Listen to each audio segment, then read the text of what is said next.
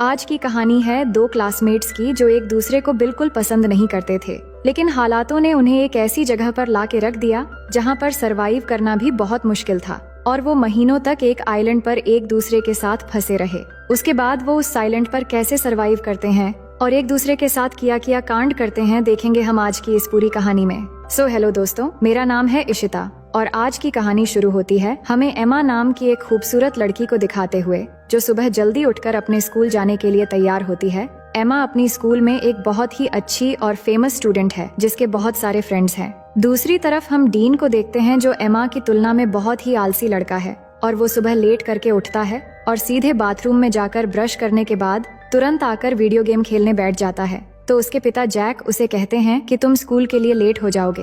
वहीं हम एमा और उसकी छोटी बहन स्टेसी को देखते हैं जिनको उनकी माँ बारबरा स्कूल छोड़ने आती है। उसके बाद एमा स्कूल में पहुंचकर अपने बेस्ट फ्रेंड लिजी से मिलती है और जब वो बातें कर रहे थे तभी स्टीफन नाम का एक स्टूडेंट आकर एमा को हाई कहता है और ये देखकर लिजी एमा को चिढ़ाने लगती है। अब उसी दिन क्लास में मिस्टर क्रिश्चियनसेन जो उनके टीचर हैं, वो बताते हैं कि बस अगली सुबह ठीक 7 बजे ट्रिनिडाड आइलैंड के ट्रिप के लिए निकलेगी और वो आगे बता ही रहे होते हैं कि एमा क्लास में लेट पहुंचती है और डीन भी पीछे से आकर एमा से टकरा जाता है और उसे सॉरी शहजादी कहता है। इसके बाद जब मिस्टर क्रिश्चियनसेन ट्रिप के बारे में और जानकारी दे रहे थे तभी लिजी एमा से कहती है कि डीन भी ट्रिप पर जा रहा है अपने पिता के पैसों की वजह से और फिर वो डीन को देखकर मुंह बनाती है। अब लंच के समय लिजी अपने दोस्तों को एमा और स्टीफन के बीच सुबह जो हुआ वो बताती है और कहती है कि ट्रिप में जाकर हमारे पास 1 हफ्ता होगा अपना जादू चलाकर एमा को स्टीफन के साथ एक्शन कराने के लिए। पर एमा कहती है कि हमें ये सब छोड़कर ट्रिप पर ध्यान देना चाहिए। अब सभी जब बातें कर रहे थे तभी एमा की नजर डीन पर पड़ती है जो चाकू से सेब काट रहा था।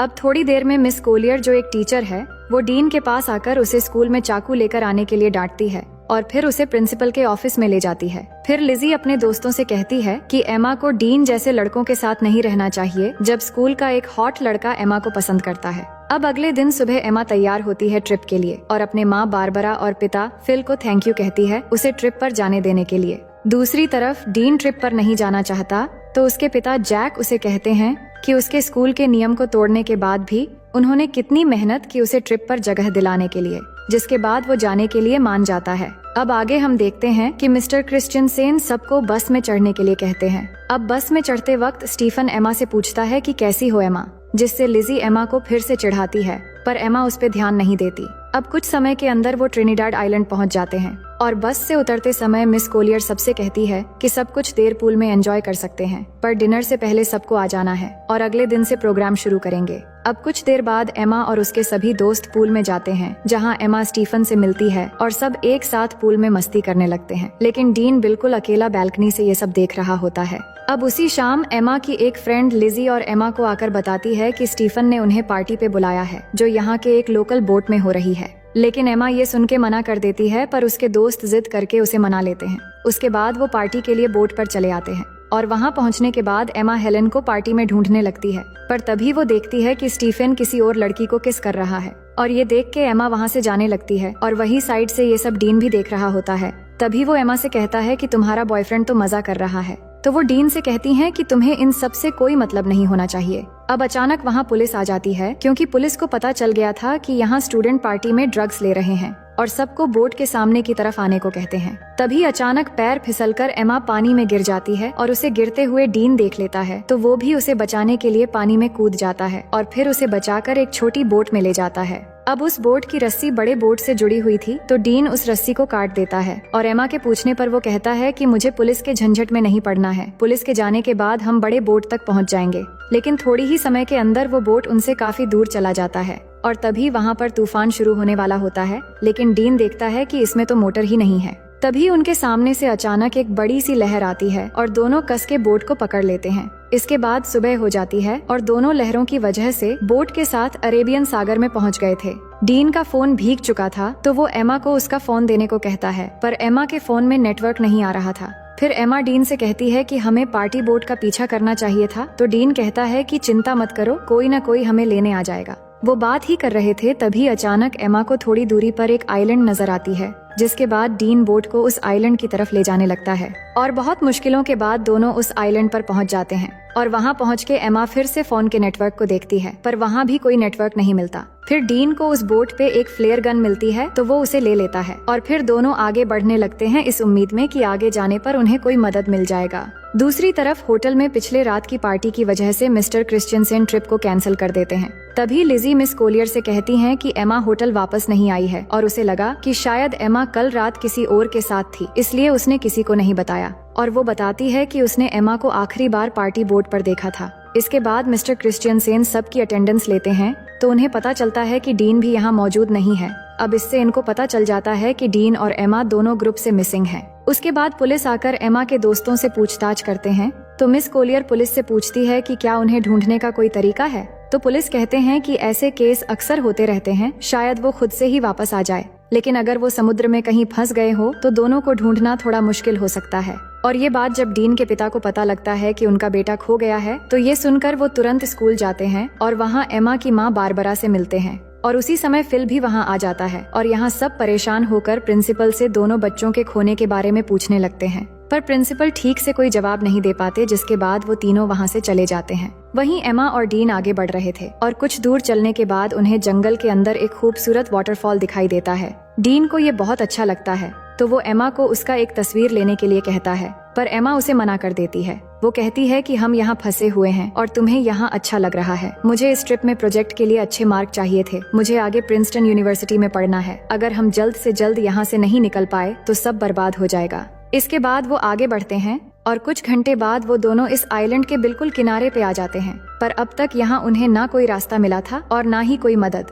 ये देख के वो वापस बोट की तरफ जाने का सोचते हैं। उसके बाद वो दोनों वापस बोट की तरफ जाते हैं और जाकर देखते हैं कि किनारे में उनकी बोट नहीं है। समुद्र की लहर बोट को कहीं ले गया था और अब सिर्फ उन्हें वहाँ एक लाइफ जैकेट मिलता है। फिर आगे हम देखते हैं कि वो पूरा दिन चलते चलते थक चुके थे और सूरज भी डूब जाता है। इसके बाद डीन आग जलाता है और दोनों यहीं पर आज रात रुकने का फैसला करते हैं। डीन देखता है कि एमा को ठंड लग रही है, तो वो एमा को अपनी शर्ट उतार कर दे देता है। फिर दोनों बातें करने लगते हैं कि कल तक शायद हमारे पेरेंट्स हमें ढूंढ कर निकाल लेंगे। अब आगे हम देखते हैं कि सुबह हो जाती है और डीन जागकर देखता है कि एमा यहाँ नहीं है, तो वो उसे ढूंढते हुए जाकर देखता है कि एमा समुद्र के किनारे पर SOS लिख रही है। तो वो पूछता है कि तुम क्या कर रही हो, तो वो कहती है जान बचाने की कोशिश कर रही हूँ और हमें पीने के लिए पानी ढूंढना होगा। उसके बाद डीन स्विमिंग करने चला जाता है और एमा उसे देखने लगती है। दूसरी तरफ होटल में मिस्टर क्रिश्चियनसेन एमा और डीन के बारे में उनके पेरेंट्स को बताते हैं कि पुलिस उन्हें ढूंढ रहे हैं और पुलिस को एक छोटी बोट मिली है जिस पर शायद वो दोनों थे। फिर जैक कहते हैं कि अगर पुलिस कुछ कर नहीं पा रही है तो हम किसी प्राइवेट रेस्क्यू टीम को काम पर लगा सकते हैं, पर मिस्टर क्रिश्चियनसेन कहते हैं कि पुलिस अपना काम अच्छे से कर रही है और वो जल्द से जल्द बच्चों को ढूंढ निकाल लेंगे। वहीं हम देखते हैं कि एमा पीने के लिए पानी ले रही है, तभी उसे अजीब सा कुछ महसूस होने लगता है। उसे लग रहा होता है कि उसके आसपास कोई है और उसे देख रहा है, तो वो घबराकर वहाँ से चली आती है। इसके बाद दोनों मिलकर धूप से बचने के लिए पत्तों से एक छोटी सी झोपड़ी तैयार करते हैं और थोड़ी देर बाद एमा समुद्र के किनारे बड़ा करके SOS लिखती है ताकि रेस्क्यू टीम अगर यहाँ से गुजरे तो वो उन्हें मिल जाए। फिर दोनों को जो भी इस आइलैंड पे खाने लायक मिलता है वो ढूंढ के खाने लगते हैं और डीन को केले का एक पेड़ मिलता है, तो वो तोड़ के दोनों पेट भर के खाते हैं। अब इस आइलैंड में गर्मी बहुत होती है और एमा फुल पैंट नहीं पहन सकती और वो पैंटी पहनकर भी नहीं रह सकती, तो वो अपनी फुल पैंट को काट के शॉर्ट कर लेती है। इसके बाद एमा देखती है कि डीन उस झोपड़ी में आकर सो रहा है, तो वो भी उसके पास आकर सो जाती है। तभी अचानक डीन एमा की तरफ मुड़ता है और उस पर हाथ रख देता है, पर एमा को ये अच्छा लगता है और वो कुछ नहीं कहती। फिर अगले दिन जब एमा वाटरफॉल में नहा रही होती है, तब डीन आकर उससे सनस्क्रीन मांगता है, तो एमा डीन को कहती है कि मैं यहाँ नहा रही हूँ, तुम दूसरी तरफ जाओ। तो डीन कहता है कि तुम ही ने तो मुझे यहाँ पहरेदारी करने के लिए कहा है। ये सुन के एमा कहती है कि इस आइलैंड में कोई और भी है, इसलिए मैंने कहा था। उधर होटल में बारबरा एमा को लेकर बहुत परेशान थी और न्यूज में ये बताया जा रहा था कि एमा और डीन के गायब होने की केस अब ऑफिशियल हो गई है और अब पुलिस को लगता है कि वो दोनों मर चुके हैं और अब वो उनकी लाश ढूंढ रहे हैं। और फिल तैयार हो रहा था घर जाने के लिए, क्योंकि एमा की छोटी बहन स्टेसी घर में अकेली है, पर बारबरा अभी भी घबराई हुई है। तो फिल बारबरा से कहता है कि एमा मिल जाएगी और ये कह के वो उसे गले लगा लेता है। जिसके बाद अगले दिन जैक बारबरा के साथ हेलीकॉप्टर लेकर एमा और डीन को ढूंढने निकल पड़ता है और वही आइलैंड में थोड़ी देर के बाद रात होने वाली है। और एमा डीन को बता रही होती है कि वो अपने परिवार को बहुत याद कर रही है। तभी डीन को वहाँ पर किसी इंसान की खोपड़ी मिलती है, तो एमा उसे देखकर बहुत डर जाती है और कहती है कि ये भी हमारी तरह शायद यहाँ फंस गया होगा और इसकी ये हालत हो गई और अब हमारी हालत भी शायद इसी के जैसा हो जाएगा। पर डीन उसे कहता है कि ये शायद कोई मछुआरा या फिर कोई स्मगलर होगा जो यहाँ आकर मर गया था, लेकिन हमारे पीछे हमारे पेरेंट्स हैं और हम यहाँ अकेले नहीं हैं। और उसे विश्वास दिलाता है कि अगर हम एक दूसरे के साथ ऐसे ही देते रहेंगे तो हम यहाँ कभी नहीं मरेंगे और एक दिन हम जरूर घर वापस जाएंगे। और ये कहने के बाद वो एमा को किस करने लगता है। एमा पहली बार किसी को किस कर रही थी और उसे अच्छा भी लग रहा था और अब रात भी हो गई थी। फिर क्या होना था, डीन सारी हदें तोड़ देता है और आइलैंड में एक तूफान आता है और इस तूफान को एमा पहली बार एंजॉय करके बहुत खुश थी। फिर सुबह होने के बाद एमा जाग कर देखती है कि डीन यहाँ नहीं है, तो वो डीन को पुकारने लगती है पर वो उसे नहीं मिल रहा था। तो एमा बहुत घबरा जाती है और उसे ढूंढने के लिए जंगल में चली जाती है और थोड़ी दूर आगे जाकर वो देखती है कि डीन एक गड्ढा खोद रहा है। तो एमा को समझ नहीं आ रहा था कि डीन ये क्यों कर रहा है। तभी अचानक एमा गिर जाती है और उसे घुटने पर चोट लग जाती है, जिसके बाद डीन तुरंत उसकी चोट को ठीक करने लगता है और उसे कहता है कि तुम्हें कुछ नहीं होगा। फिर वो दोनों वाटरफॉल में नहाने लगते हैं और यहाँ डीन एमा को बताता है कि उसकी माँ एक कार एक्सीडेंट में मर गई थी और एमा उसकी बातों को अच्छे से सुनने लगती है। फिर थोड़ी देर बाद वहाँ बारिश होने लगती है और डीन उसमें मस्ती करने लगता है और एमा उसे देखकर खुश हो रही होती है, जिसके बाद दोनों बारिश में डांस करने लगते हैं और डीन एमा की बालों में एक फूल लगा देता है। अब एमा डीन से कहती है कि मुझे फिर से तूफान के मजे लेने हैं। फिर डीन एक बार फिर से तूफान लाने की तैयारी शुरू कर देता है। वहीं अब न्यूज में बताया जाता है कि एमा और डीन के लापता होने की 1 महीना गुजर चुका है और पुलिस को लगता है वो अब जिंदा नहीं रहे, इसलिए पुलिस ने उन्हें ऑफिशियली ढूंढना बंद कर दिया है। पर एमा के दोस्त को अभी भी लग रहा है कि एमा और डीन अभी भी जिंदा है और बारबरा को भी वैसा ही लगता है और वो जैक के साथ हेलीकॉप्टर लेके अपनी बेटी एमा को ढूंढने फिर से चली जाती है और उन दोनों को अच्छे से ढूंढने के लिए सबको पर्ची बांट रहे होते हैं, जिन पे एमा और डीन के बारे में जानकारी दी हुई थी। ये सब कुछ करने के बाद जैक बारबरा से कहता है कि उन्होंने सब करके देख लिया, पर फिर भी एमा और डीन नहीं मिल रहे हैं। अब शायद घर वापस लौट जाना चाहिए।